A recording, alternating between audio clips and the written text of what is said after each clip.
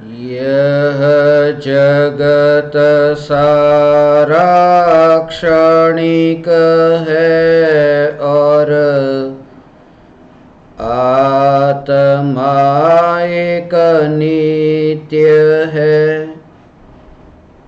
आत्मा का अनुभव बस एकमात्र नित्य है।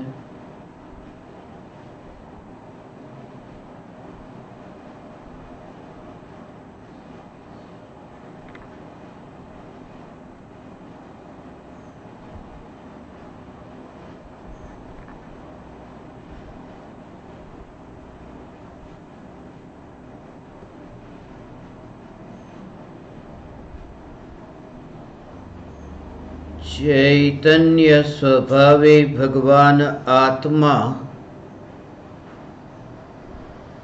अनादि अनंत शुद्ध चैतन्य मात्र है।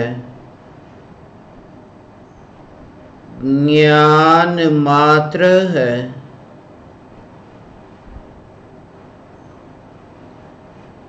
मैं शुद्ध चैतन्य मात्र, ज्ञान मात्र, भगवान आत्मा हूँ। प्रति समय यह जागृति बनी रहे, इस जागृति का नाम धर्म है।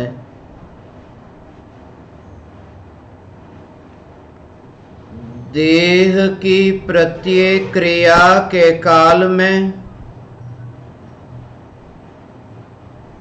और विकल्पों के बहते प्रवाह के काल में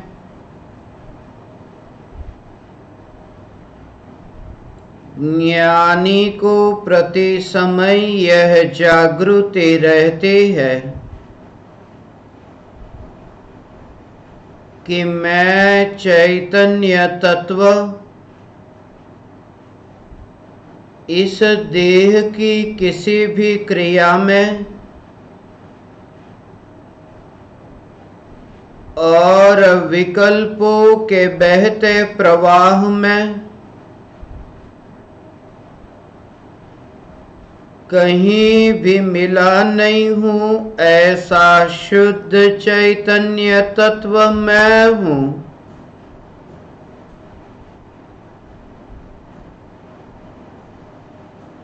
प्रति समय स्वयं की शुद्ध चैतन्य सत्ता का बोध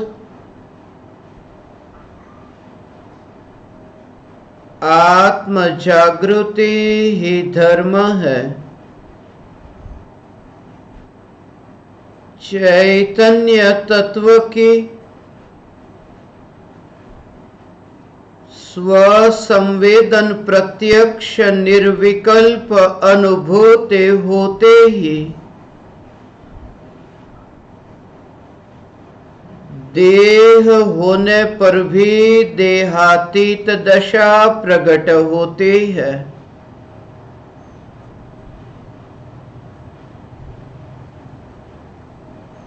इतना ही नहीं,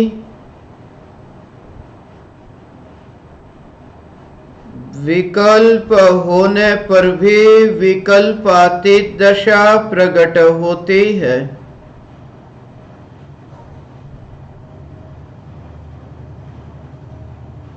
चैतन्य तत्व की निर्विकल्प अनुभूति होते ही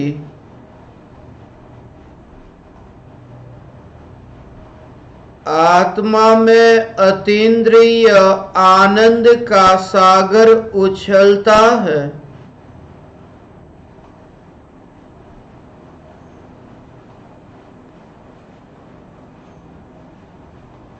फिर भी ज्ञानी की दृष्टि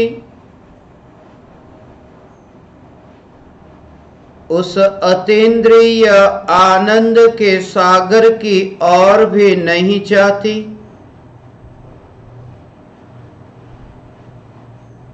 जिस अतीन्द्रिय आनंद के सागर का अभी अभी जन्म हुआ है,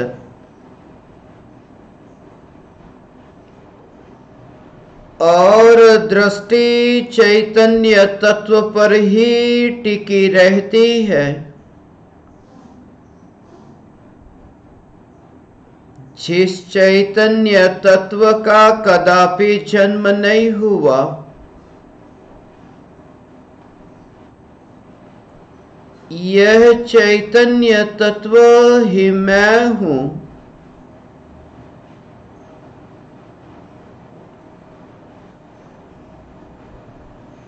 चैतन्य तत्व की निर्विकल्प अनुभूति होते ही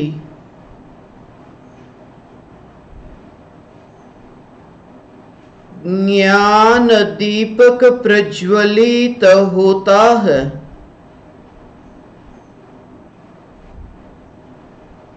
ज्ञान दीपक प्रज्वलित होते ही ऐसी यथार्थ प्रतीति होती है कि मैं त्रिकाल प्रज्वलित ज्ञान दीपक हूं।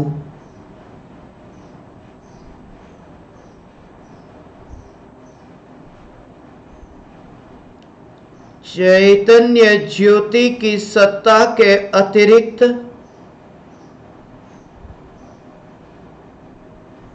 देह रूपी मिट्टी और रागादि विकारी भाव रूपी धुएं में कहीं भी फैला नहीं हूं।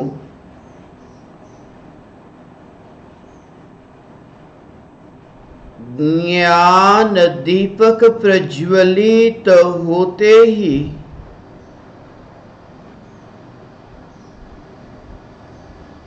ज्ञानी स्वयं को राख की दीवार का पड़ोसी मानता है।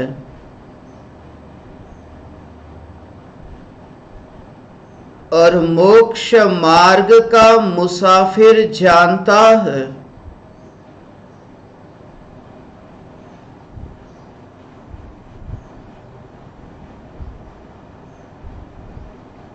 ज्ञान दीपक प्रज्वलित होते ही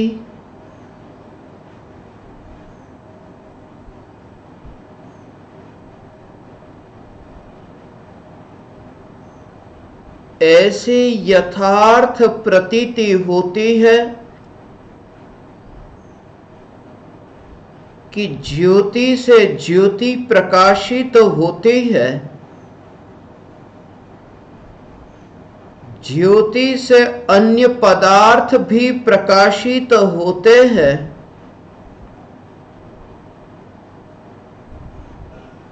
फिर भी ज्योति को यह विकल्प नहीं कि कौन प्रकाशित हो रहा है। ज्योति सदाकाल प्रकाशित, प्रकाश ही ज्योति का लक्षण। ऐसी ही यह ज्ञान ज्योति, ज्ञान ज्योति की सत्ता कि ज्ञान ज्योति में यह विकल्प ही नहीं कि कौन प्रकाशित होता है। यद्यपि ज्ञान ज्योति से ज्ञान भी प्रकाशित होता है और जगत के ज्ञेय भी प्रकाशित होते हैं, फिर भी ज्योति में यह विकल्प ही नहीं, ज्योति ज्योति मात्र, यह चैतन्य ज्योति मात्र भगवान आत्मा, यही मैं हूं।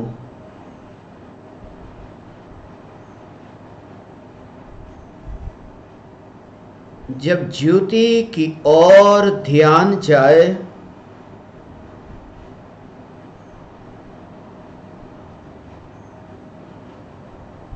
ज्योति तो ऐसी है कि जिससे अन्य पदार्थ प्रकाशित होते हैं, ज्योति ऐसी है जिससे ज्योति प्रकाशित होती है, फिर भी ज्योति की ओर जब ध्यान जाए तब यह विकल्प ही नहीं, तब यही अनुभूति कि मैं चैतन्य ज्योति मात्र भगवान आत्मा हूं। देह की मिट्टी से पार, परिणामों से पार,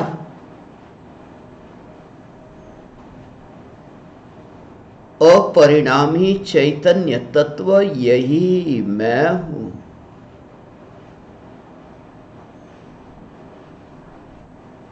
चैतन्य तत्व की निर्विकल्प अनुभूति होती है,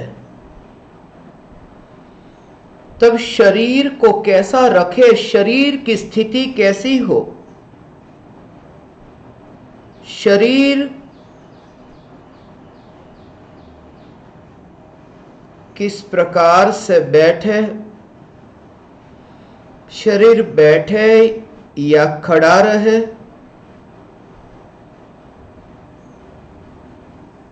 निर्विकल्प अनुभूति के काल में जहां देह का विकल्प ही नहीं, वहां शरीर का बैठना उठना यह विकल्प कैसे हो सकता है? जहां आत्मा के अनंत गुणों का भी विकल्प नहीं, तब देह का विकल्प कैसे हो सकता है? ऐसा यह चैतन्य स्वरूप यही मैं हूं। आंख बंद कर दे कि जिससे निर्विकल्प अनुभूति हो। आंख बंद करने से निर्विकल्प अनुभूति नहीं होती। आंख यदि ढल जाए तो निर्विकल्प अनुभूति नहीं होती। जब निर्विकल्प अनुभूति होती है तब आंखें ढल जाती है। आंख से उपयोग हट गया, आंख ढल गई। निर्विकल्प अनुभूति होते ही शरीर की पकड़ ही छूट गई।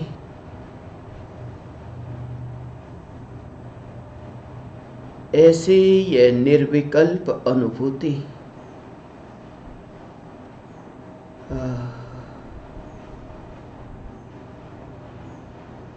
आंख बंद करें तो छींक आए ये जरूरी नहीं, मगर जैसे ही छींक आई कि आंख बंद हो गई, पता ही न चला, ध्यान ही न गया कि आंख बंद हो गई है। छींक आई,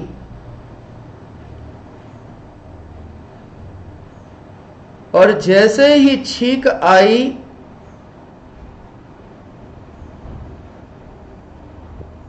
तब दुनिया में तुम्हें कहेंगे, तुम्हारे आसपास जो लोग हैं वह तुम्हें कहेंगे गॉड ब्लेस यू।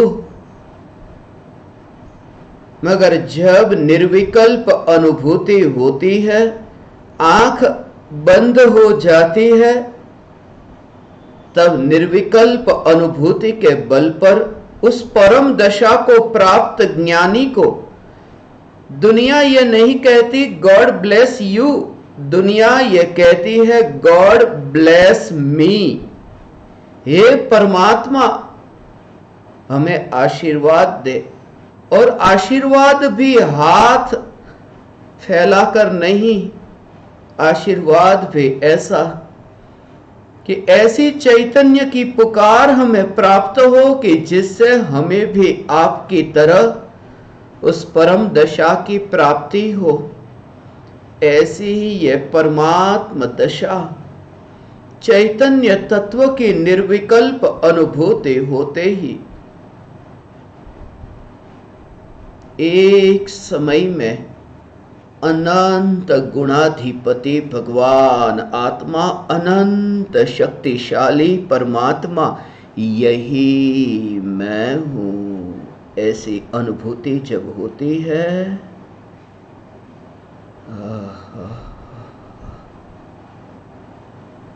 मिट्टी से पार ऐसी ये अनुभूति, सत्ता मात्र यह अनुभूति। इसलिए ये कहता हूँ कि ज्ञानी गैर हाजिर हो जाता है। जैसे ही यह निर्विकल्प अनुभूति हुई कि ज्ञानी गैर हाजिर हुआ, गैर हाजिर हुआ, मैं यहाँ से गैर हाजिर हुआ, ऐसा भी विकल्प नहीं कि मैं गैर हाजिर हुआ। यह विकल्प भी देह की ओर ध्यान गया। यह विकल्प भी निर्विकल्प अनुभूति नहीं है, इस बात को बताता है। तत्व विचार के बल पर यह दशा प्रकट हो। तत्व विचार, ऐसा तत्व विचार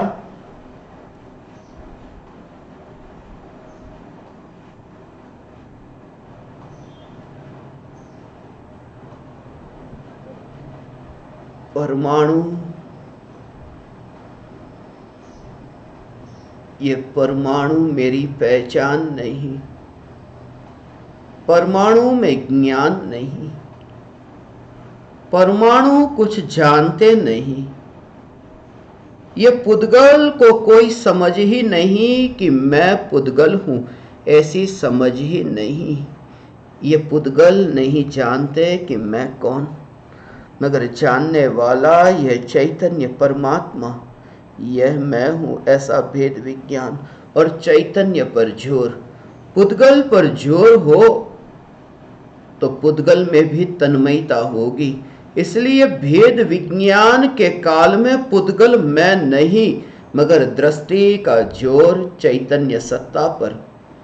स्वयं की भी जमीन है और किसी पराये की भी जमीन है, और दोनों के बीच में जब भेद जानते हो तब ऐसा कि ये जमीन मेरी और ये पराये की, मगर पराये की जमीन को जानते समय उसमें रुचि नहीं, उसमें तन्मयता नहीं।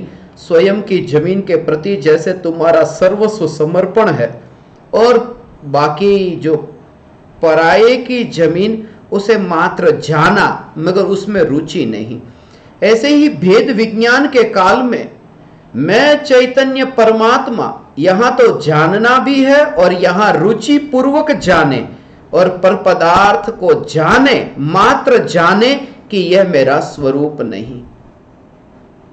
क्योंकि जहां मुझे यात्रा नहीं करनी, वहां सिर्फ इतना जान लिया पर्याप्त है कि यह रास्ता वह नहीं जहां मुझे जाना है। फिर उस रास्ते के बारे में विशेष जानकारी प्राप्त करने की फिर जिज्ञासा भी नहीं होगी, क्योंकि जिस रास्ते पर मुझे जाना नहीं, उस रास्ते के बारे में विशेष रूप से मैं क्यों जानूं। ऐसे ही पुद्गल को मात्र जाना और चैतन्य तत्व को जाना, चैतन्य तत्व में एकत्व हुआ, चैतन्य तत्व में स्थिर हुआ, और चैतन्य तत्व में सर्वस्व समर्पण हुआ। ये भेद विज्ञान, ये प्रयोग, जहां भी ये जाना कि ये मेरा स्वरूप नहीं, तुरंत ही डिस्कनेक्ट हो कि ये मेरा स्वरूप नहीं, बस इतना ही जानना पर्याप्त, ये मेरा स्वरूप नहीं। वर्तमान में तुम जिस भूमिका में जहां हो वहां पर तुम विचार करो, बस ये स्व पर के भेद विज्ञान के बल पर। हाथ में माला है या नहीं है ये महत्वपूर्ण नहीं है, गले में माला पहनी है या नहीं पहनी ये महत्वपूर्ण नहीं है। लोग रखते हैं, माला रखो हाथ में कि जिससे परमात्मा का स्मरण हो, परमात्मा को भूल जाए, इसलिए माला हाथ में रखो कि परमात्मा की याद आए। मगर जो व्यक्ति परमात्मा को भी भूल सकता है, वह व्यक्ति माला को क्यों नहीं भूल सकता। इसलिए तुम्हारी साधना का आधार वह माला न हो, तुम्हारी साधना का बेस वह माला न हो, तुम्हारी साधना का मूल जड़ वह माला न हो। साधना भेद विज्ञान के बल से हो, और भेद विज्ञान में स्वरूप पर जोर हो और पर को मात्र जानना, उसके विशेषों में अभी कहीं किसी भी प्रकार से फंसे नहीं, वरना ये पर की जाल, ये पर की जंजाल, ये पर का जंगल, ये पर का वन, ये इतना खतरनाक हो सकता है कि कहीं ना कहीं उलझ जाओ, पता ही न चले कि मैं कौन। इसलिए इस भूमिका में भेद विज्ञान का अभ्यास, स्व पर के बीच भेद विज्ञान हो और स्वयं की सत्ता पर जोर हो। यह मैं नहीं और यह मैं हूं, दोनों को साथ में, ऐसे कि यह मैं नहीं और यह मैं हूं, यह भेद विज्ञान। अकेला पर नहीं, अकेला स्व नहीं, प्राथमिक भूमिका में ऐसा तत्व विचार होगा, स्व पर के बीच भेद विज्ञान होगा। इसलिए यह कहा कि स्व पर के बीच भेद विज्ञान, भले ही निर्विकल्प अनुभूति नहीं हुई, भले ही यह बात सत्य है कि भेद विज्ञान सम्यक दृष्टि ज्ञानी धर्मात्मा को होता है, मगर ज्ञानी धर्मात्मा को जो भेद विज्ञान होता है वह सहज भेद विज्ञान है, और अज्ञान दशा में मिथ्यात्व की भूमिका में जो भेद विज्ञान होगा वो बुद्धि के स्तर पर होगा। यदि तुम कहो कि भेद विज्ञान तो ज्ञानी को ही होता है, यदि भेद विज्ञान ज्ञानी को ही होता है यह कहकर के कुछ भी न करो और फिर ये स्वच्छंदी होकर बैठे रहो कि भेद विज्ञान तो ज्ञानी को होता है, मगर ज्ञानियों ने ही यह कहा है कि भेद विज्ञान जब होता है तो भेद विज्ञान, ये भेद विज्ञान का परिणाम ये आता है कि अनुभूति होती है, आत्मा आत्मज्ञानी होता है। भेद विज्ञान के बल पर आत्मज्ञानी होता है तो वह भेद विज्ञान, वह तो आत्मज्ञान की दशा में न हुआ था, क्योंकि आत्मज्ञान से पहले भेद विज्ञान कहा, वह है बुद्धि, वह है विचार के स्तर पर, वह अनुभव से पहले शास्त्रों को आधार बनाकर, गुरु की वाणी को सुनकर, परमात्मा की पुकार को सुनकर, यह भेद विज्ञान। तो इस प्रकार से भेद विज्ञान हो, और इस भेद विज्ञान में खास मैंने ज्ञान दीपकों से यह कहा कि तुम्हारा जो जोर है वो जोर चौड़ाई पर न हो, गहराई पर हो। तुम्हारा जोर समय पर न हो। पूरे दिन भर तुम इतने व्यस्त रहे, तुम्हें समय ही न मिला कि प्रवचन सुने, तुम्हें यह भी समय न मिला कि ध्यान से पूर्व तत्व विचार, यह ऑडियो सुने। फिर भी यदि तुमने 5 मिनट 15 मिनट, यदि क्वालिटी से, क्वांटिटी नहीं, बस तुम्हारा जो जोर हो वह जोर चौड़ाई पर नहीं गहराई पर हो। घड़ी को सामने रख कर के मत बैठना, अर्थात समय को देख कर के तुम्हारी साधना न हो, साधना का आधार समय न हो, तुम्हारी आंख समय को न देखे, तुम्हारी दृष्टि समय सार को देखे, दृष्टि समय सार को देखे कि धर्म प्रकट हुआ। वरना आंखों ने तो समय को बहुत देखा, रोज देखते हैं, मगर क्या पाया? जिंदगी ऐसे ही व्यर्थ में बीत जाती है। आंखों को ऐसे ही फोड़ा है, पर को देखने में ही घड़ी में समय देखा और कानों से संगीत सुना, ऐसे ही तो समय बीता, ऐसे ही तो संसार का चक्र, ये संसार परिभ्रमण हुआ अनंत काल। साधारण वनस्पति निगोद में ऐसे ही तो ये अनंत काल बीता। एक इंद्रिय थी तो क्या? जरूरी नहीं है कि इंद्रिय एक है तो राग द्वेष भी कम होते होंगे, ये जरूरी नहीं है। वरना पंचेंद्रिय को अधिक राग द्वेष, अधिक दुख मानना पड़े, मगर एकेंद्रिय सबसे अधिक दुखी, निगोदिया सबसे अधिक दुखी। जरूरी नहीं है कि जिस व्यक्ति के पास आंख नहीं है, उसे दिखाई नहीं देता, इस वजह से वो वितरागी हो गया। जिस व्यक्ति के पास कान नहीं है, उसे सुनाई नहीं देता, इसका अर्थ कि वह वितरागी हो गया। इंद्रियों का न होना वितरागी होने का लक्षण नहीं। सच तो यह है कि इंद्रियां है, फिर भी इंद्रियों से उपयोग बहता नहीं है बाहर। यह वैभव बाहर की ओर लुटा नहीं रहा। ऐसा जो आत्मा इंद्रियों से वैभव को लुटाता नहीं, स्वयं का वैभव स्वयं में ही स्थिर हुआ। स्वयं का ज्ञान वैभव, यह ज्ञान वैभव स्वयं में स्थिर हुआ। यह वास्तविक वैभव है। यही, बाकी तो कहने की बात है। बाकी तो सब ये ईंट पत्थर चूने से बने हुए महल को क्या तुम महल कहते हो?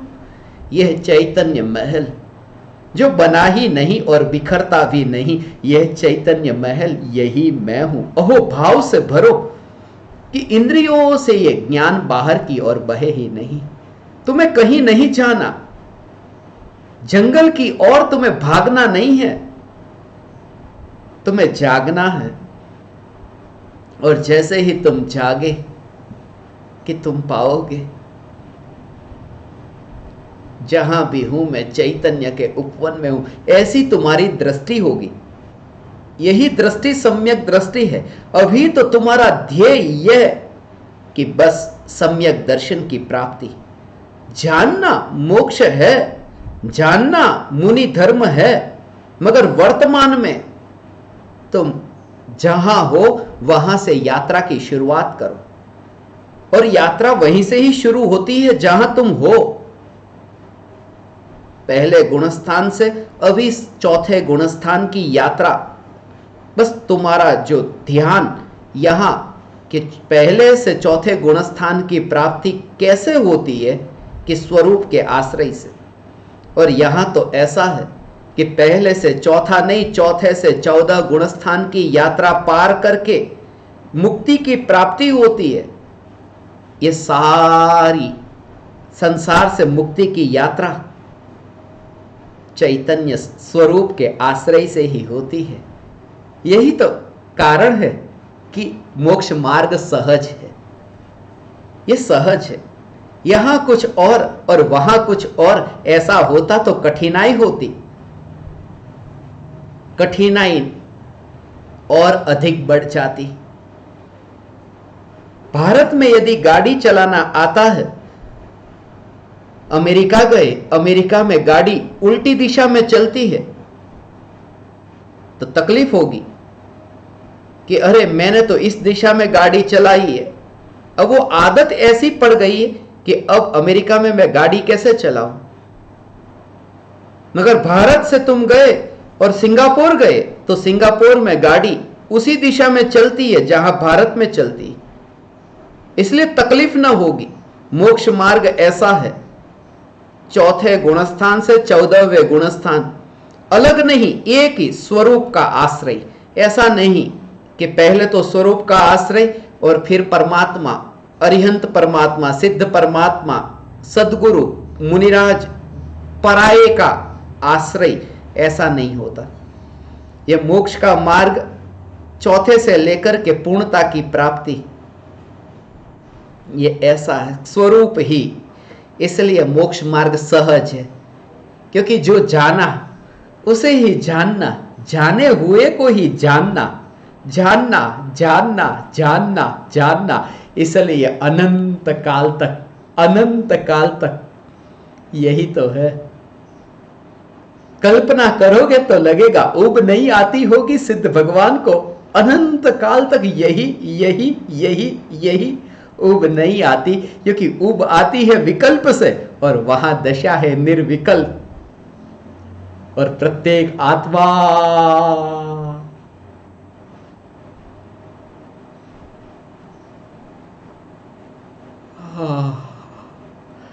ऐसा अनंत अनंत अनंत वैभवशाली ऐसा भगवान आत्मा, फिर प्रत्येक आत्मा में ऐसी दृष्टि प्रकट होगी। हे ज्ञान दीपक, तुम्हें यह दशा प्रकट होगी। एक समय के लिए भी हीनता नहीं, यहां पर परमात्मा का दर्शन होगा। ऐसी ये दशा, ये स्वरूप, ये चैतन्य स्वरूप, फिर तो मिट्टी को ऐसे ही देखोगे, अभी बिखरी, फिर ये इंद्रियों के परमाणु, ये परमाणु मेरी पहचान न रही। एक समय में ऐसी दशा प्रकट हुई कि इंद्रियों से बहता ज्ञान ये बाहर की ओर न बहा। लोक में तो कितना ध्यान रखते हैं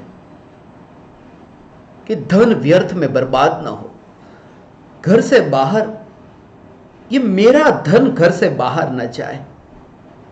तुम जरा विचार करो, 1 रुपये का सिक्का भी घर के बाहर यदि गिर जाए, तुरंत भागते हो, तुरंत दौड़ते हो 1 रुपये के सिक्के को लेने के लिए, जिससे क्या खरीदा जा सकता है, जिससे ऐसे ही पदार्थ खरीदे जा सकते। फल खरीदा और जिस फल को खाया कि थोड़ी देर में ही विष्टा हुआ, थोड़ी देर में ही मल हो गया, वो 1 रुपये का सिक्का, मगर वो 1 रुपये का सिक्का, उसके पीछे कैसी दौड़, कैसा कि अरे ये मेरा वैभव घर के बाहर गया। जरा विचार करो, अनंत काल बीता, ये ज्ञान वैभव ये बहता ही जा रहा है अनंत काल से, पर में ऐसे पराये पदार्थ, ये परज्ञेय, इसी में अनंत काल बीता। तुम थको, ये थकान जरूरी है कि अब ये वैभव मैं न लूटने दूंगा, अब तो इस वैभव की मैं चौकीदारी करूंगा। और वैभव की चौकीदारी करने पर वैभव नहीं लुटता, वैभव अपने में ही रहता है। लोक में तो यह है, 1 रुपये का सिक्का बचाया, फिर बाहर गए, सिक्के को बचाया और बाहर गए फल खरीदने के लिए जो विस्ता होने वाला है। और यहां ऐसा है कि वैभव अंतर में ही रहा, अंतर में ही ज्ञान वैभव न्यायक में ही स्थिर हुआ और फल की प्राप्ति हुई, मोक्ष फल, ये असली फल। पूजा की थाली में जो बादाम है, वो सुखी बादाम, वो फल नहीं, असली फल यह जो अपना वैभव अपने में ही रहा और फल प्राप्त हुआ। और इस फल की प्राप्ति हुई, जिस फल की प्राप्ति होने पर वह फल, उसकी दशा ही कुछ और है। बाहर का फल तो अलग है, बाहर का फल ऐसा है कि जो फल मिले कि उसका परिणाम क्या, कि विष्टा, फल का परिणाम विष्टा है। और यहां कि मोक्ष रूपी फल की प्राप्ति हो, उसका परिणाम क्या, कि विष्टा से छुटकारा, शरीर से छुटकारा। मोक्ष फल यही फल है।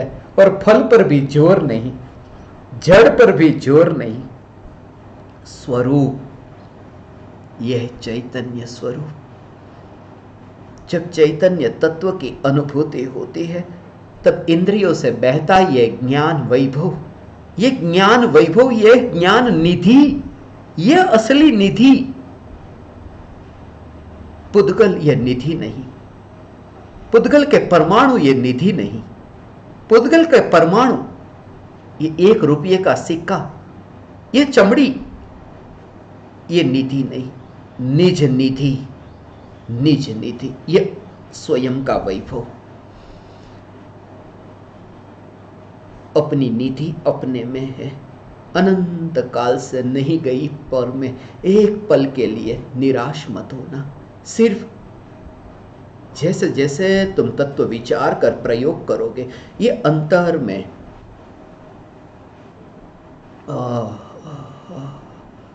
स्वरूप की ओर जैसे तुम्हारा ध्यान गया, स्वरूप,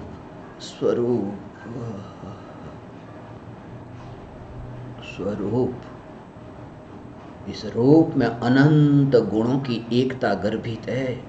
ये रूप अनंत गुणों की एकता।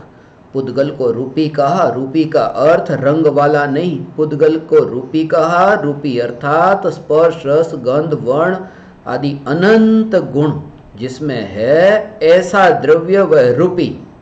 रूपी में अनंत गुण शामिल है, वो रूपी, पुद्गल को रूपी कहा। रूपी, ऐसा ये चैतन्य स्वरूप,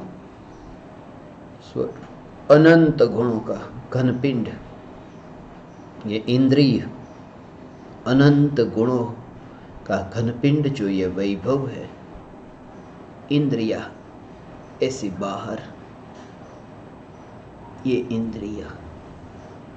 इंद्रिया ये पुद्गल, जहां से ये ज्ञान वैभव बाहर की ओर लुटता जा रहा है।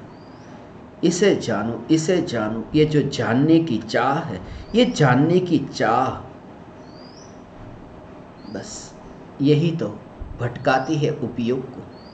क्योंकि जहां चाह नहीं, जहां राग नहीं, जहां पूर्ण वितरागता, फिर उपयोग भटकता नहीं, फिर तो स्वरूप में स्थित हुआ, लोकालोक ज्ञान में झलकते हैं, मगर उपयोग नहीं भटकता। यह वह दशा, ऐसी यह दशा, ऐसी यह दशा। एक इंद्रिय से ज्ञान का वैभव बाहर की ओर जो लुटता है, वह लुटता बंद हुआ। एक इंद्रिय, जैसे कोई व्यक्ति अंधे व्यक्ति को देखो, अंधे व्यक्ति को कहते हैं कि ये अंधा व्यक्ति है, ये सूरदास है, ये सूरदास, ऐसा ये कहा, ये सूरदास है, ये सूरदास। सूरदास का अर्थ तो यह है कि जिसके पास आंख नहीं है वह सूरदास है। अंधे को अंधा नहीं कहते, उसे सूरदास कहते। और ऐसे भी लोक में तुमने ये देखा हो, सुना हो कि जिसके पास आंख नहीं है,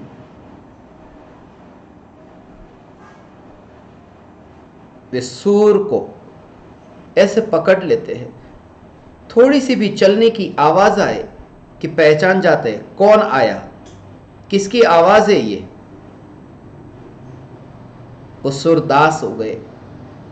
आंख से अब उपयोग बाहर नहीं भटकता, आंख से उपयोग बाहर नहीं भटकता कि कान से अब जो जानने में आता है वो सुर, वो ध्वनि, उसके दास तो कहने की बात है, वास्तव में तो यह कि सूर को जानने में होशियार हुए। और जब एक आंख जिससे वो जगत के पदार्थों को देखते नहीं, तो उन्हें सूरदास कहा। और इसलिए निर्विकल्प अनुभूति को उपलब्ध ज्ञानी के लिए मैं प्रभुदास कहता हूं, क्योंकि जैसे एक इंद्रिय से आंख से उपयोग बाहर भटकता था, वहां न भटका, और उपयोग अब सूर को जानने में इतना होशियार हुआ कि स्वर को जान लेता है। ऐसे अब जरा विचार करो कि आंख, कान, नाक, जीभ, चमड़ी, ये पांचों इंद्रियों से उपयोग बाहर न भटके और यह उपयोग स्वरूप में ही स्थित हो, प्रभु में ही स्थित हो। प्रभु को जान लिया, प्रभुदास हुआ, जैसे वह सूरदास हुआ और यह प्रभुदास हुआ, प्रभु की पहचान हुई। हे ज्ञान दीपक, यह जागृति, प्रति समय यह जागृति, भागना नहीं। कोई भी ज्ञेय ज्ञान में जानने में आए, जानने में आने के काल में यह इंद्रियों से ज्ञान नहीं होता, इंद्रियों से ज्ञान बाहर नहीं बहता।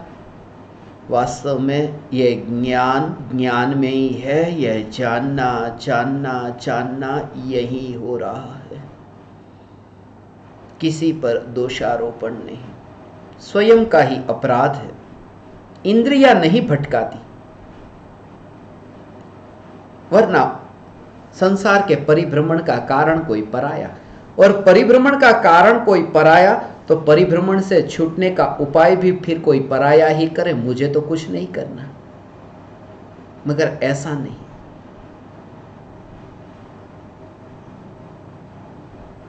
भटका हूं स्वयं के अपराध से, मुक्त होऊंगा स्वयं के अपराध से, मुक्त होने से, पुरुषार्थ से।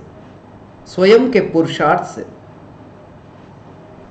और इसके लिए प्रयोग करने होंगे। और प्रयोग के लिए जैसा कहा कि ऐसे अप्रयोजनभूत व्यर्थ के विकल्पों से बचने के लिए तुम्हें ऐसे ही सदनिमित्त में रहना होगा। इसलिए निरीक्षण करें। तुम कहते हो तुम्हें याद नहीं रहता, याद नहीं रहता, ऐसे ज्ञान दीपक है जिन्होंने मुझे आज ही इतने प्रश्न पूछे। उनमें से एक प्रश्न यह भी है कि मुझे याद ही नहीं रहता, याद नहीं रहता, मगर तुम्हें भोजन किया या न किया यह याद रहता है। तुम्हें यह याद रहता है तुम्हारे पड़ोसी का नाम क्या है। तुम्हें यह याद रहता है कि कल तुमने क्या खाना खाया था। यह सब तुम्हें याद रहता है, तुम्हें याद रहता है। ज्यादातर तुम विचार करोगे, तुम्हें एहसास होगा कि तुम्हारी मेमोरी इतनी फुल हो गई है ऐसे व्यर्थ से कि जो प्रयोजनभूत है वो तुम्हें याद ही नहीं आता।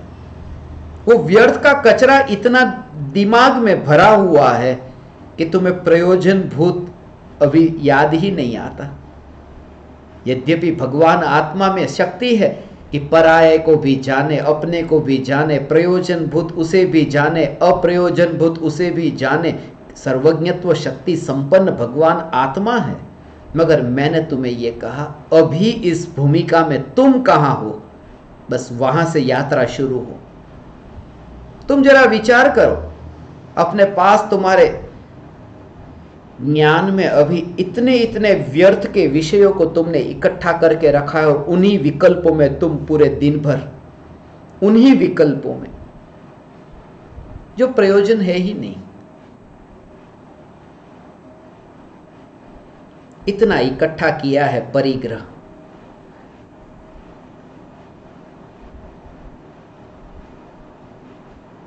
ये तो ऐसा कचरा है जो व्यर्थ का, और उसमें तुम मोबाइल फोन में देखो, तुम अपने मोबाइल फोन में देखो कि एक बार तुम कांटेक्ट लिस्ट में जाकर के देखना, जितने भी नंबर तुमने सेव किए हैं मोबाइल में, तुम विचार करना, उसमें से आधे से ज्यादा ऐसे होंगे जिनको तुमने एक साल में एक आध बार भी फोन नहीं किया होगा, फिर भी इकट्ठे करके रखे हैं। कभी काम में आए, कभी आते नहीं है। उसमें मोबाइल फोन की मेमोरी इतनी भर जाती है कि काम के नंबर फिर ढूंढने भारी पड़ जाता है, और कभी सेव करना हो तो मोबाइल की मेमोरी इतनी फुल हो जाती है कि अब करे क्या। विज्ञान तुम्हारी आदत को समझता है, इसलिए वो ज्यादा ज्यादा ज्यादा मेमोरी वाला फोन तुम्हें देता है, क्योंकि वो जानता है कि तुम्हारी आदत है कि व्यर्थ का कचरा इकट्ठा करो। वो तो जानते हैं उनकी कमाई होती है और तुम्हारी भी कमाई होती है। उन्हें धन की कमाई होती है, तुम्हें कर्म की कमाई होती है, व्यर्थ का कचरा इकट्ठा करके। बाहर का परिग्रह आंखों से दिखाई देता है कि इसकी तिजोरी में इतना रुपया है, मगर वो जो व्यर्थ का कचरा मोबाइल में, फोन मेमोरी में इतने नंबर सेव किए हैं, इतने मैसेज का ढेर जिसमें से कोई पढ़े भी ना हो, व्हाट्सएप में इतने फॉरवर्ड आते हैं, तुम पढ़ते भी नहीं हो पूरे, मगर मजा आता है। किसी ने मुझे 5 भेजे हैं तो मैं 5 मैसेज 25 को तो भेजूं, पता चले कि देखो मैं भी कितना बड़ा ज्ञानी हूं। सुविचार भेजता हूं, आज के विचार भेजता हूं, जिसमें से तुम्हारा कुछ भी नहीं, जिसमें तुम्हें आधे संदेश तो तुम्हें खुद को समझ में नहीं आते, और तुमने भी खुद ने नहीं पढ़े। यदि पढ़ने बैठो, विचार करने बैठो, तो भेजेगा कौन फिर? व्यर्थ का। इतने फोटोग्राफ्स तुम देखना मोबाइल फोन में, कहीं तुमने फोटोग्राफ्स लिए हो, एक फोटो, दूसरा, तीसरा, चौथा, ऐसे एक ही स्थिति के 5-5 फोटोग्राफ, 10-10 फोटोग्राफ्स, और फिर डिलीट ही नहीं किए, पड़े हैं क्या? और जिसमें जो काम का है वो कभी याद ही नहीं आता। मैं ये नहीं कहता कि तुम इस भूमिका में मोबाइल न रखो, मगर इतना व्यर्थ का जो इकट्ठा किया है जिससे काम का नज़र के सामने नहीं आता, जो तुम्हारे लिए अभी उपयोगी है वह नज़र के सामने नहीं आता। मैं तुम्हें ये दृष्टांत से कहता हूँ कि अपने जीवन में भी तुम व्यर्थ के ऐसे विकल्पों से बचो कि जिससे तुम्हें अवकाश मिले स्वरूप में विचार करने का, तत्व विचार करने का, और तत्व विचार से पूर्व परमात्मा की पुकार सुनने का। तुरंत ही ऐसे कार्यों से बचना हो, और फिर जो दशा होगी, फिर जो तुम जागो और ऐसे जागोगे कि फिर तुम बस सदा काल अब तुम जहां हो वहां अपने में हो। यह तुम्हारा असली ज्ञान दीपक, ये ज्ञान दीपक तुम्हारा प्रज्वलित हो, यह है ज्ञान दीपक।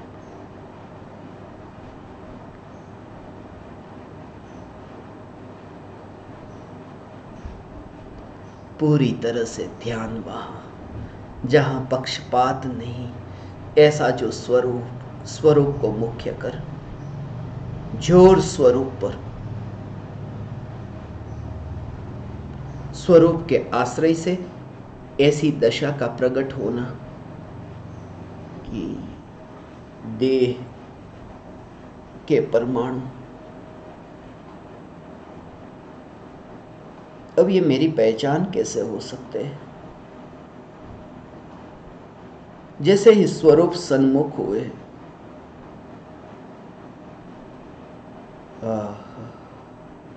ऐसी ये दशा है।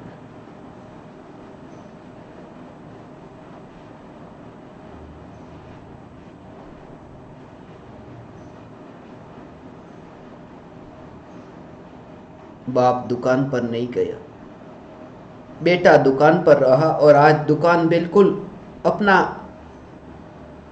बेटा दुकान पर रह करके दुकान चलाता है, और दुकान अपने आप ऐसे चली, बाप के जाए बिना ही वह दुकान गई चली, और वहाँ दुकान जो चली उसके लिए बाप को भरोसा आया कि मेरे जाए बिना भी वहाँ पर दुकान चलती है। फिर वो जो बोझ था वो बोझ हटेगा। जैसे ही तुम अंतर्मुखी होते हो कि फिर ये बोझ ऐसा मिटा कि देह में मैं कुछ करता हूं, ये खून मैं दौड़ाता हूं। यदि खून को मैं दौड़ाऊं तो कितनी बार तुम्हें विचार आया कि दौड़ खून, मगर खून दौड़ता है ना। जैसे खून का दौड़ने का कार्य अपना है, इसमें मेरे कोई विकल्प काम में नहीं आते, ऐसे ही शरीर की किसी भी अवस्था में यह कर्तृत्व का भाव नहीं कि मैं कुछ करता हूं।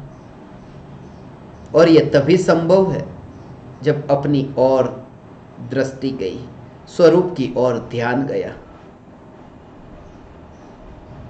कोई पक्षपात नहीं। ऐसा तुम सूर्यमुखी को देखो, तुम चंद्रमुखी को देखो। सूर्यमुखी है, सूर्य की ओर ये उसका मुख, चंद्र की ओर मुख, चंद्रमुखी। मगर तुम देखो सूर्यमुखी का जो मुख सूर्य की ओर है, असु की ओर है, चंद्रमुखी का मुख चंद्र की ओर है, चंद की ओर है, फिर भी यह विकल्प नहीं। यह सूर्य कैसा? सूर्य में कोई पक्षपात नहीं। सूर्य की ओर सूरजमुखी ने मुख किया है, वो भी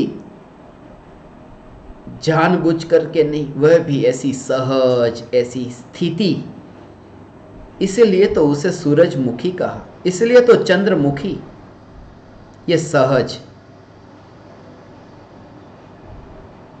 मगर सूरजमुखी और चंद्रमुखी इन सब की तो ऐसी है कि अभी है और अभी मुरझाए। ये फूल तो ऐसे है, अभी है और अभी नहीं। इसलिए मैं सूरजमुखी की इतनी महिमा नहीं गाता, चंद्रमुखी की इतनी महिमा नहीं गाता। मैं ये कहता हूं तुम स्वस्तिमुखी होना, स्वस्ति स्वरूप की अस्थि की और तुम्हारी पर्याय ऐसी ढले कि जो कभी न मुरझाए, जो अनंत काल तक। हे ज्ञान दीपक, और उस स्वस्ति में कोई भेद नहीं, स्व की अस्थि, कोई पक्षपात नहीं, ऐसी वह दशा। नींबू का स्वभाव कैसा? नींबू खट्टा है। अब तुम जरा विचार करो, नींबू खट्टा है, कोई तुम्हें पूछे कि ये जो नींबू खट्टा है,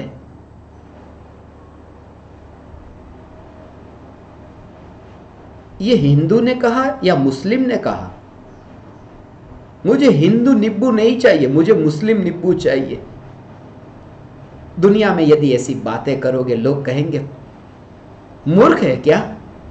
नींबू माने खट्टा, उसमें हिंदू नींबू मुस्लिम नींबू, ये क्या बात करते हो? मुझे मिर्ची चाहिए। मिर्ची कैसी? जो तीखी। अब मिर्ची का जो तीखापन, वहां पर तुम ये भेद करो कि श्वेतांबर मिर्ची चाहिए, दिगंबर मिर्ची चाहिए, कैसा लगेगा?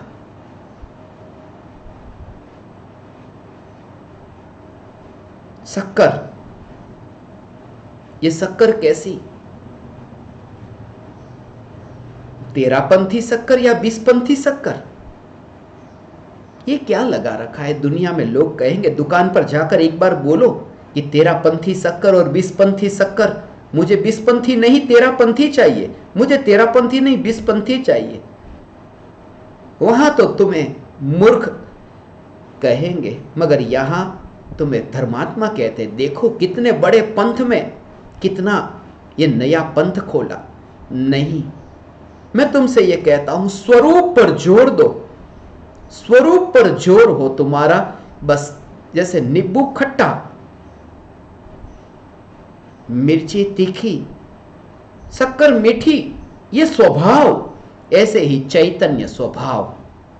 बस ये अल्पकाल, ये थोड़ा सा ऐसा अल्पकाल, छोटे से जीवन में इतने शत्रु खड़े कर देते हैं, इतने मित्र खड़े कर देते हैं कि मौत आती है तब पता चलता है कि अरे ये भव तो मैंने भव का अभाव करने के लिए पाया था, और यहां तो पतन हुआ। ये भव तो तन के पतन के लिए था, और यहां तो मेरा ही पतन हुआ। ये भव तो शरीर को गिराने के लिए था कि ये शरीर ऐसा गिरे कि बस सिद्धालय में पंचम गति की प्राप्ति हो। उठो तुम, और उसका जो तुम आनंद भोगोगे, एक बार विचार तुम करना। कुल परंपरा से पार होकर तुम आनंद से ऐसे उछलोगे कि अरे ये अतीन्द्रिय आनंद की प्राप्ति, उससे पहले मैंने इतनी विराट दृष्टि, मैंने एक पंथ का आग्रह छोड़ा। बस ऐसा स्वरूप, स्वरूप में कोई पक्षपात नहीं, स्व की अस्थि, बस चैतन्य की अस्थि, चैतन्य की अस्थि। तर्क में मत फंसना, विवाद में मत फंसना, निकल जाना, हाथ जोड़ देना, क्षमा करे, निकल जाना, मगर व्यर्थ के विवाद में मत फंसना। अल्पकाल है, अनंत काल के लंबी यात्रा के बाद यह अवसर प्राप्त हुआ है, व्यर्थ में मत अटकना। कहा था मैंने एक सत्संग में, महावीर भगवान को शेर की पर्याय में सम्यक दर्शन की प्राप्ति हुई।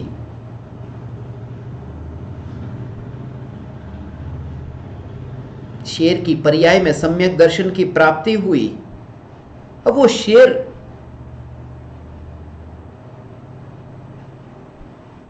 दिगंबर था या श्वेतांबर था? मगर एक विवाद करने वाले विवादी ने यह कहा, हां वो दिगंबर ही तो था, कपड़े नहीं पहने थे। मैंने हाथ जोड़े, क्षमा मांगी, क्षमा करना, मेरे पास अब समय नहीं, मुझे जाना होगा। व्यर्थ में कहीं न फंसना। उस समय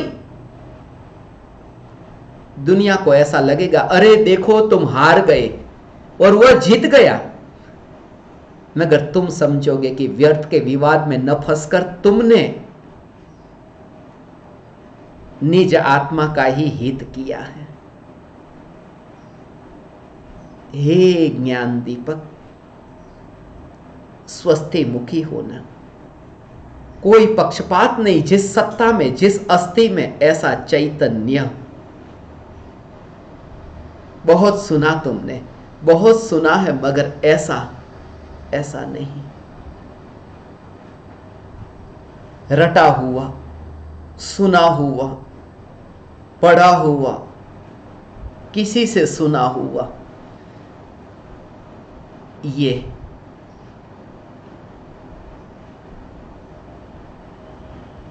जीवन के अंत तक ऐसा हो जाता है कि व्यक्ति इतना फंस जाता है,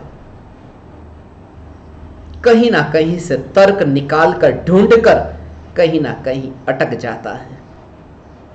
और दीवाने हैं वे, मस्ताने हैं वे जो नहीं फंसते, कोई बिरले। उन्हीं बिरलों को मैं ज्ञान दीपक कहता हूं, जो स्वस्थी मुखी हुए। जिस समय की पर्याय में पर्याय द्रव्य का दर्शन करती है, देखा, स्वरूप का दर्शन किया, वो जागा, उसकी सुबह हुई। अब तक तो रात थी, अब जागा, सुबह हुई, जागा, जागा कि सुबह हुई। तुम्हारा दिन शुरू हुआ, अब अज्ञान की अंधेरी रात अब गई।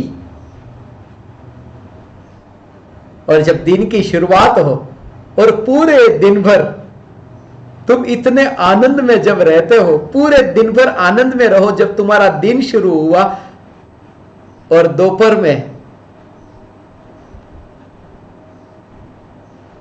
तुम इतना आनंद में हो, तुम्हें कोई पूछे कि आज तो बहुत आनंद में दिखते हो, इतना तो बताओ कि सुबह सुबह किसका मुंह देखा था, किसका मुख देखा था। जब सुबह हुई तो किसका मुख देखा था। बहुत आनंद में हो। ज्ञानी को भी पूछते हैं कि बहुत आनंद में हो, जब आपकी सुबह हुई तो किसका मुख देखा था। ज्ञानी कहते हैं, मैंने चैतन्य परमात्मा को देखा था जब सुबह हुई, और तब से आनंद ही आनंद है। हे ज्ञान दीपक, उधार उत्तरों से मुक्त होना, उधार प्रश्नों से मुक्त होना तुम्हारा स्वयं का हो, तुम्हारी पहचान ये स्वयं की पहचान हो। मुझे एक कहानी स्मरण में आई।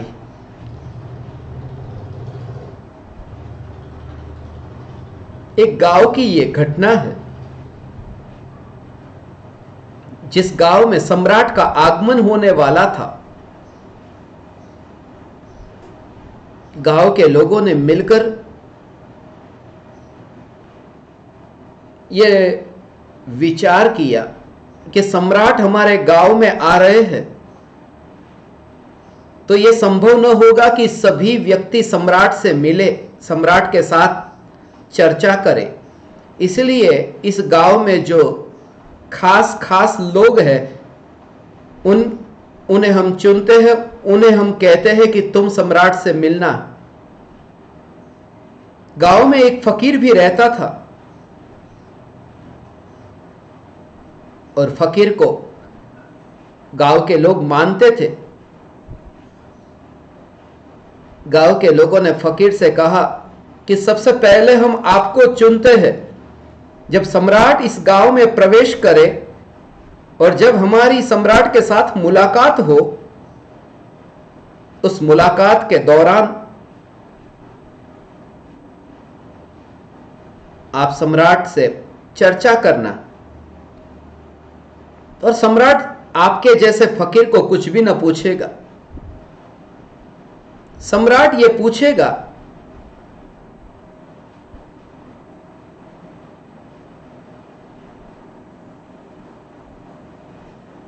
कि तुम्हारी उम्र कितनी है,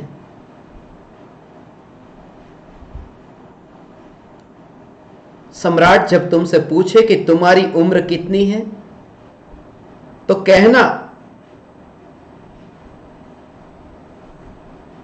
42 साल। फिर सम्राट का दूसरा प्रश्न यह होगा कि कितनी साल से तुम साधना करते हो, तो सिर्फ इतना ही बोलना, 24 साल से, बस 42 साल, 24 साल। फकीर को याद करा दिया। रटा दिया। 42 साल पहले प्रश्न का उत्तर, 24 साल दूसरे प्रश्न का उत्तर। राजा पधारे, राजा मिले फकीर से, गांव के लोग उपस्थित थे। राजा ने फकीर से पूछा, कितने वर्षों से साधना करते हो? और फकीर ने उत्तर दिया, 42 वर्ष। फिर राजा ने प्रश्न पूछा, आपकी उम्र कितनी? फकीर ने कहा, 24 बरस।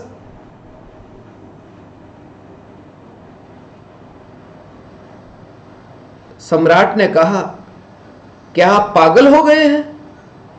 कैसे उत्तर आप देते हैं? फकीर ने कहा, मैं पागल नहीं हो गया। आप यदि उल्टा प्रश्न पूछोगे तो मैं क्या करूंगा? मेरा जवाब तो बिल्कुल ठीक है। मुझे तो यही कहा गया था कि पहले उत्तर में 42 बरस और दूसरे उत्तर में 24 बरस। अब आप ही उल्टा सवाल पूछो तो मैं क्या करूं? फकीर था, लकीर का फकीर नहीं था। शब्दों को रट करके पांडित्य का प्रदर्शन नहीं करता था। उसने जीवन को पढ़ा था। हे ज्ञान दीपक, तुम जीवन को पढ़ना, और जीवन तो यही चैतन्य जीवन।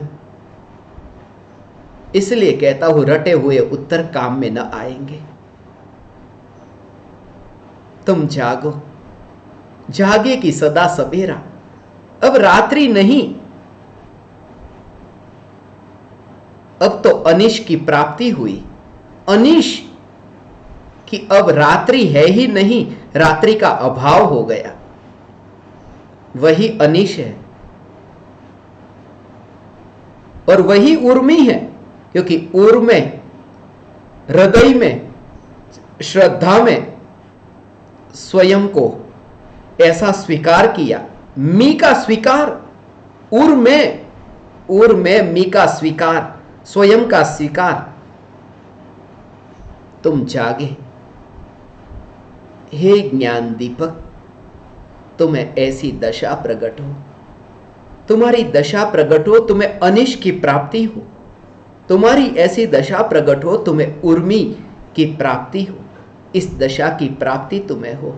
सदा जागे, और जागे तो सदा काल, फिर ज्ञानी तो सदा काल ज्ञानी।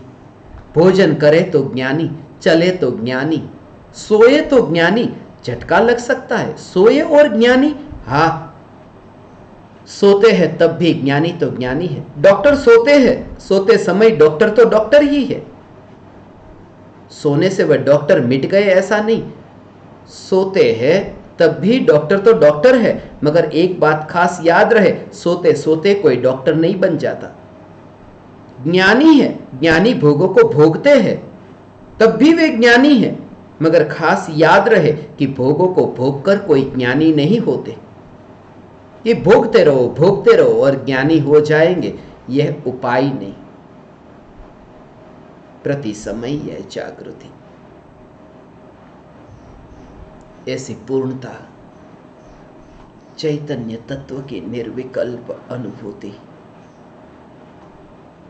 होने पर ऐसी दशा प्रकट होगी कि हे ज्ञान दीपक, सत्य अवतरित हुआ, तुम्हारी पर्याय में सत्य का दर्शन हुआ।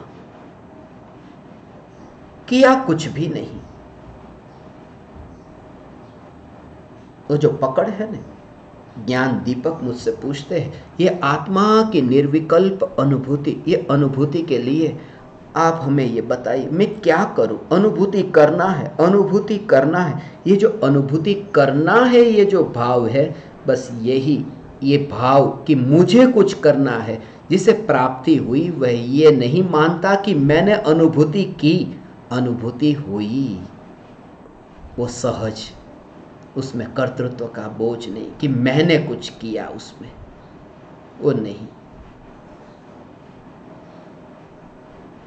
कर्तृत्व नहीं, मैं कर रहा हूं ये भाव नहीं। उसका भी वो दृष्टा, उसका भी वह ज्ञाता कि ये हो रही है, मैं कुछ भी नहीं कर रहा हूं, ऐसी दशा का प्रकट होना कि मैं कुछ भी नहीं कर रहा हूं। हे ज्ञान दीपक, सदा काल ये जागृति तुम्हें प्रकट हो, जागे कि सदा सवेरा है, जागो, जीवन अल्प है, धन्य भागी है वे अल्प काल में ही, ये जीवन के प्रारंभ में ही जिन्होंने ये तत्व को पाया। कभी निराश मत होना, तुम्हें जो प्राप्त हुआ, धन न मिला, वैभव न मिला, रूप न मिला, पद न मिला, प्रतिष्ठा न मिली, निराश मत होना। स्वरूप की चैतन्य की पुकार जो तुम्हें मिली कि सब कुछ मिला, ऐसी तुम्हारी दृष्टि, कितना अल्पकाल है। आज ही मैं ज्ञान दीपक से कह रहा था, जिंदगी में देखो, तुम 100 वर्ष से अधिक आयु वाले किसी व्यक्ति का, कितने व्यक्ति को तुम जानते हो? एक आध का नाम बताओ अभी जो जिंदा है। 1 2 3 कितने?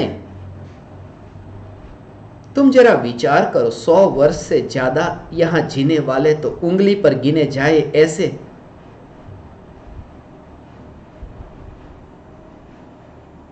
अब तुम्हारी आयु का विचार करो, कितने वर्ष हुए तुम्हारे? 40 बरस, 50 बरस, 60 बरस। अब जरा ऐसे विचार करो कि 40 बरस हुए तो 60 बरस जैसा अब जीवन, ये भी अधिक से अधिक, जरूरी नहीं है कि 60 बरस। ये तो मैं आपको एक विचार करने के लिए कह रहा हूं, बाकी तो अगले समय भी मौत, तैयार रहना। मगर ये बात कह रहा हूं कि 100 बरस का जीवन है तो अभी कितने बरस, 40 50 60 कितने बाकी रहे?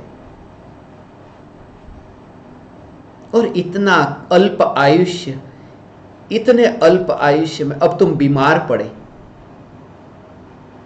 अब डॉक्टर ने तुम्हें दवाई दी, तुम ठीक हुए, ठीक होने के बाद अब तुम क्या चाहो कि अच्छा चलो ठीक हो गया, अब ये शरीर मुझे मिला है, मैं भोगों को भोगूं? नहीं, ये शरीर मुझे, अब ये जो संयोग मुझे प्राप्त हुए, बस इस संयोग का सदुपयोग हो कि ये संयोग मैं नहीं, मैं स्वरूप, चैतन्य स्वरूप, ऐसा बोध, ये तत्व विचार, ऐसा तत्व विचार हो, भेद विज्ञान, शरीर की स्थिति, अनंत काल की लंबी यात्रा के बाद ये 100 बरस का आयुष्य, उसमें से भी आधी जिंदगी तो ऐसे गई, अब ये जिंदगी बची।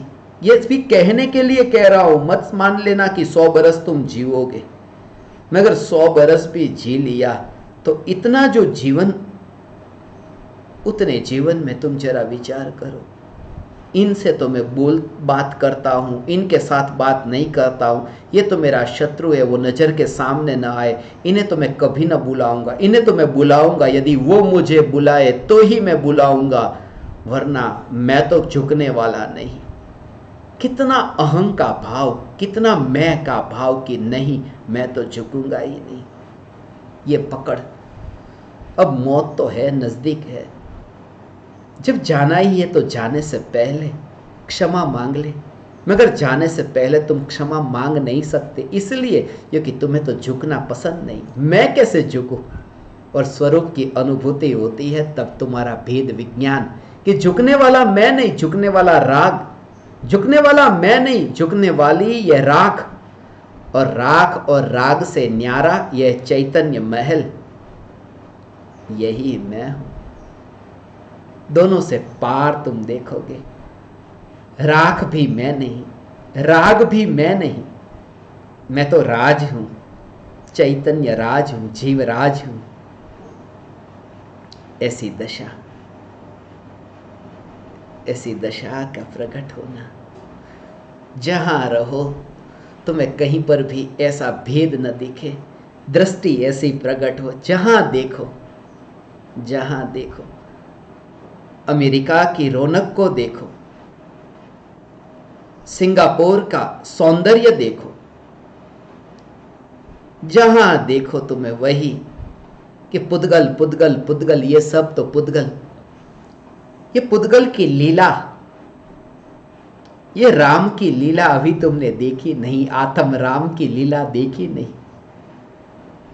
ये बार बार ये अमेरिका और सिंगापुर मुझे स्मरण में आते हैं हर साल आज के दिन, क्योंकि आज का दिन 16/5 का दिन, 16/5 से 165 से मुझे अमेरिका और सिंगापुर स्मरण में आते हैं।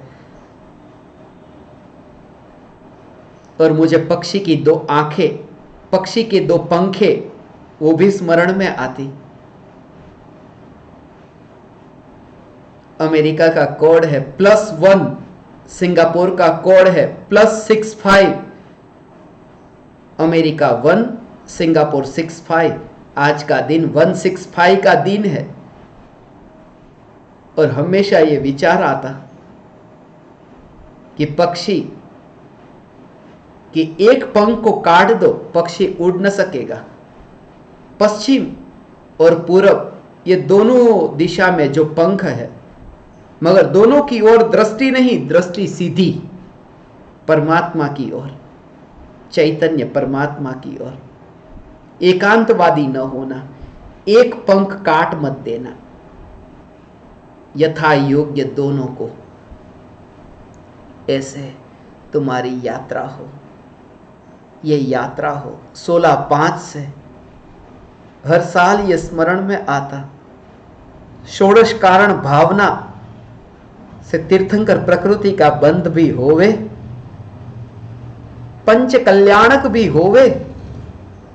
तीर्थंकर भगवान के षोडश कारण भावना हो या फिर पंच कल्याणक हो, मैं तो चैतन्य परमात्मा, मैं पर्याय से पार परमात्मा, यह जागृति। इसलिए तो आज सुबह ही किसी ने मुझे शिकायत की थी, सासू, मेरी जो सासू मां बहुत परेशान करती है, सासू मां। और आज ही मैंने उनसे कहा, सासू, आज का दिन सासू का दिन है, तुम सासू की ओर प्रार्थना करो, सासू के सामने जाकर हाथ जोड़ो। बोले ठीक है, मैं सासू के सामने हाथ जोड़ूंगी। मगर उसने मेरा भाव नहीं समझा। 16/5 का भाव था, उसकी शिकायत थी सासू से। और मैंने कहा, सासू, आज का दिन सासू, 16/5, 16वें तीर्थंकर शांतिनाथ, 5वें तीर्थंकर सुमतिनाथ, शांतिनाथ, सुमतिनाथ, सासू, आज का दिन सासू का दिन है। तुम हाथ जोड़ना, प्रार्थना करना, तुम सासू से शिकायत मत करना, और फिर सासू से भी दृष्टि हटाकर अपने में मस्त रहना। तुम शांतिनाथ और सुमतिनाथ, उनसे भी दृष्टि हटाकर स्वरूप में स्थित होना। तुम जहां देखो वहां स्वयं को देखो, स्वयं को देखो। आज की तारीख भी 16 है, स्वर्ग भी 16 है। तुम्हें लगेगा ये 16 में कहां हमें भटका रहे हो, 16 के बीच में क्यों हमें भटका रहे हो। मैं तुम्हें 16 से मुक्त करने के लिए तो ये कह रहा हूं। 16 के बीच ये जो फंसी है, उससे मैं मुक्त होना चाहता हूं। 16 के बीच में ये फंसी है। ऊपर के दांत 16 है, नीचे के दांत 16 है, और 16 ये 32 दांतों के बीच ये जो अंदर ऐसी ये जबान जो चलती है, अब विराम हो, अब बोलने को विराम हो, 16 के पीछे जो छुपा है उसका भी विराम हो, और उस जबान के पीछे छुपे हैं ऐसे जो विकल्प, उन विकल्पों को भी विराम हो। हे ज्ञान दीपक, ये 5 दिनों का ये सत्संग, ये ज्ञान दीपक तुम्हारे लिए है। आज का दिन ये तुम्हारे लिए है। हे ज्ञान दीपक, तुम जागो, बस जागो। यही प्रार्थना है, यही भावना है, तुम जागो। कोई वैर विरोध नहीं, प्रयोग करना, ऐसे प्रयोग करना बस। जो भी ज्ञेय, उस ज्ञेय के प्रति कोई विरोध का भाव नहीं। हाथी को देखा है ना, कुत्ते भौंकते हैं, हाथी को कुछ भी नहीं। लोक में ये कहते हैं ना, हाथी तो चलता है,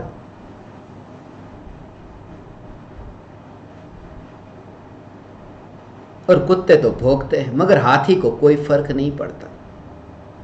जब लोग ये कहते हैं कि हाथी तो चलता है, कुत्ते तो भौंकते हैं, इसलिए लोग तो मुझे सामने गालियां बकते हैं, मगर हाथी को फर्क नहीं पड़ता।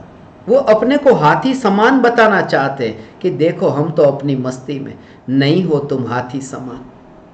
क्योंकि हाथी ने आज तक कभी ये नहीं बोला कि हाथी तो चलता है और कुत्ते भौंकते हैं। हाथी को तो पता ही नहीं होता कि कुत्ते भौंक रहे हैं। तुम्हें पता चला न, तुम हाथी जैसे नहीं हो, परमात्मा जैसे तो तुम बाद में हो ना, पहले हाथी जैसे तो हो जाओ। हे ज्ञान दीपक, स्वरूप साथी होना। हाथी से साथी स्मरण आया, स्वरूप साथी होना। अकेलेपन से तुम निराश मत होना। ये परमात्मा की पुकार सदा काल तुम्हारे साथ है। ये सत्संग सदा तुम्हारे साथ है। ये पुकार तुम्हारे साथ है, तुम अकेले नहीं। यदि पर की तुम्हें रुचि होगी तो तुम्हें अकेलापन लगेगा, और स्वरूप की रुचि जगी कि तुम्हें अनंत गुणों का वैभव है। कहां अकेला? अनंत गुणों का वैभव, अनंत शक्तिशाली मैं हूं। हे ज्ञान दीपक, कोई विरोध नहीं। ऐसी सहज दशा तुम्हारी प्रकट हो, ऐसी सहज दशा प्रकट हो कि बस अंतर्मुखी हो, एकत्व, अकेला नहीं, अकेला नहीं। तुम कभी अकेले नहीं, तुम अनंत गुणाधिपति हो। ज्ञान है, जब भी तुम्हें ऐसा लगे न कि मैं अकेला हूं, मैं अकेली हूं, मैं अकेला नहीं हूं। एक ज्ञान थोड़ी ना है, एक दर्शन थोड़ी ना है, एक चारित्र थोड़ी ना है, एक सुख थोड़ी ना है। ऐसे अनंत गुण, कहां अकेलापन लगे तुम्हें? बाहर तो 2-5 संगी मिल जाएंगे, यहां तो अनंत वैभव, और वे संगी साथी नहीं, यही अनंत गुणों का घनपिंड, ऐसा ये वैभव, यही तो मैं हूं, यही वैभव, यह निधि है, ये असली निधि। इसलिए तो ये कहते हैं निज निधि निज में बताई, ये अनंत उपकार है, इसके लिए जिनवाणी माँ को वंदना शतबार है। ये निज निधि, जिनवाणी माँ ने ये निधि बताई, और 100 बार, 101 बार नहीं, 100 बार वंदना शतबार। 100 बार ही, 101 बार क्यों नहीं? हमेशा मुझे विचार आता, मुझे तो यह विचार आता कि 100 बार, कि हे जिनवाणी माता, ये 100 बार, 100 बार परिपूर्ण, 100 बार अधूरा नहीं, परिपूर्ण। जो भी है वो सब अंतर की ओर ढला, कि 100% जितने गुणों की पर्याय स्वरूप की ओर ढली, अनंत गुणों की पर्याय आत्मा की ओर ढली, ढली कि बस जिनवाणी माँ का आदर हुआ, उस माँ का आदर हुआ जिस माँ ने निज निधि को निज में ही बताया। उपकार से तुम भर गए, अहो भाव से तुम भर गए। और ये भाव यदि तुम्हारे अंतर में नहीं, तुम तो सूरज के पति, चांद के प्रति, कभी तुम्हें ऐसा लगा, तुम्हें कभी ऐसा धन्यवाद देने का भाव आया? मैं हवा को धन्यवाद देता हूं, जिस हवा से मैंने ये सांसें ली है। तुम्हें कभी ये भाव आया? ये सूर्य को मैं धन्यवाद देता हूं, जिसकी रोशनी मुझ तक पहुंचती है। ये जलते हुए दिए को मैं धन्यवाद देता हूं, जिसका प्रकाश अभी है और मैं अभी इन पदार्थों को, इन ज्ञेयों को जान सकता हूं। धन्यवाद, धन्यवाद, ये धन्यवाद देने का भाव। और ये जो हवा, पानी, सूरज, चांद, दीपक, इनको धन्यवाद देकर तुम उन्हें खुश नहीं करते। इन्हें धन्यवाद देकर तुम स्वयं को तुम तैयार करते हो। तुम स्वयं ऐसी दशा को प्राप्त होते हो कि तुम्हारा अंतर में वो भाव इतना भर जाता है, तुम्हारे अंतर में ऐसी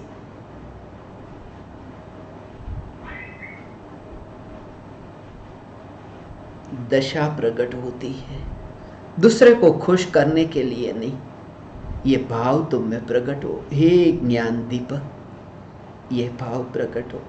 जितनी भी अंतर की मलिन वृत्ति है, उन मलिन वृत्तियों से छुटकारा हो। दूसरों को खुश करने के लिए कभी भी ये नहीं बोला। आज तक जितनी बार भी ज्ञानी ने कहा, मैं आप समस्त आत्माओं के हित के लिए, आप समस्त आत्माओं के शांति के लिए, आप समस्त परमात्माओं की शांति के लिए मैं भावना भाता हूं, मंगल प्रार्थना करता हूं। और समस्त परमात्माओं को शांति मिलेगी जरूरी नहीं है, सिर्फ इतना कि इस भावना से ज्ञानी के अंतर में अब वह यात्रा प्रारंभ होगी आगे की।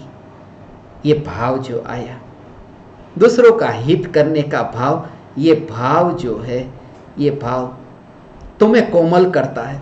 तुम्हें इतना कठोरता से तुम्हें थोड़ा कोमल करता है कि जिससे अब तुम्हारे अंतर में जो मिथ्यात्व की गठान थी, तुम्हारे अंतर में जो कषाय की ऐसी मलिन वृत्ति गाढ़ थी, उससे छूटने का ये अवसर आया।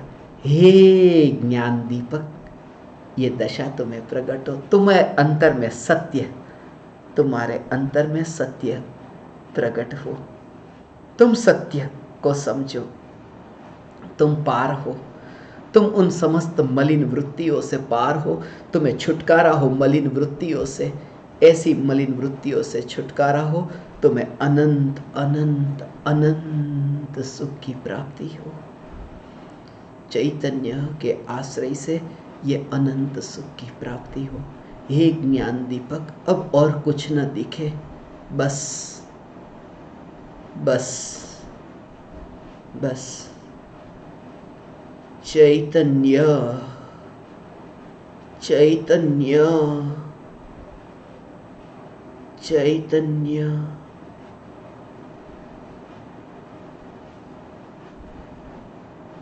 ओ